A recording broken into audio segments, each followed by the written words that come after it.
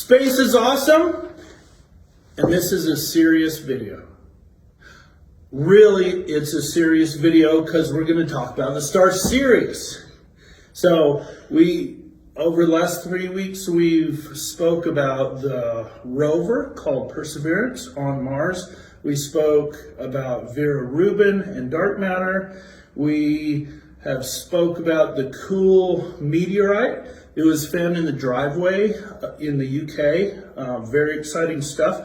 But we haven't talked much about stars, so I felt and wanted to do that. So we're going to do a really easy one and speak about Sirius.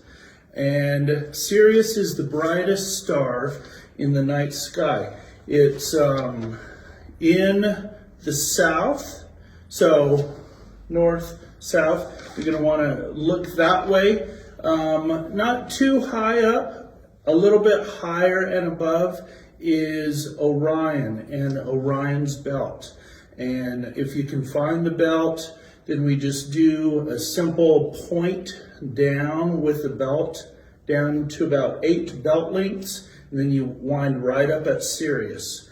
And Sirius is in the constellation Canis Major, the dog star, or the great dog. Sirius is named the dog star. But let me show you right where we are. So this is Orion, and Orion is, let's say, 8 o'clock. Look in the southwest for Orion. There's his belt, and then this little distance times 8 it points right down to Sirius right down here. Here's a bigger picture of that with Orion. Here's the south and the southwest. Orion, his belt pointing down to Sirius. And with the stick figures put up in a program called Stellarium or something like that, you can find that on your computer. It kind of maps out a pretty great shape of a dog. It's a very well-named constellation. But there's the bright one, Sirius. So you'll hear that called the dog star at times. Also, the rainbow star. And this is important because January, February, March are the great times for looking at this amazing star in the night sky. It's, like I said, it's the brightest thing out there.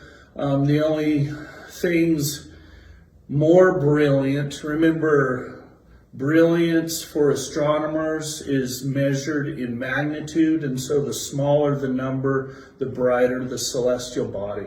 Well, Sirius is a 1.44, which is brighter than all of the other stars. The only things brighter are sun, moon, and the great inner planet that we get to see, the rocky planets.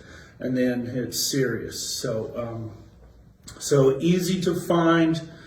And where was I going with that? Oh yes, rainbow star. You'll hear it called the rainbow star at times because it is the most brilliant twinkly star. And if you give yourself just a couple minutes and get to spend some time with it, you'll see it flash oranges and pinks and purples and blues and greens and yellow over time, not a lot of time. And the reason for that is because if it is rising up through just above the atmosphere where you can see it, all of that starlight has to enter the atmosphere, not from above, where, say, our atmosphere is this thick and it's going only through this distance, but remember our atmosphere goes like this, so it'll have to, that light will come in at a very shallow angle and do a bunch of bumping around, a bunch of refracting. And that refracting translates into our eyes as color. And so it's a very twinkly, brilliant, colorful star to the point that many times people will call it in as, hey, I think there's a UFO out there. Check this out. So people don't understand what they're looking at because it's so colorful and brilliant. So Go see if you can find Sirius. There's a lot of mythology to it. It was an important star for the Egyptians when the Nile River flooded. That star had just risen, so with these floods and the rising of the star, that was always associated together, those two events. India has a big story about hunters and dogs, and so it's an important star in mythology, and it's a fun one to find tonight. So go do your best, keep looking up, and thanks. Bye.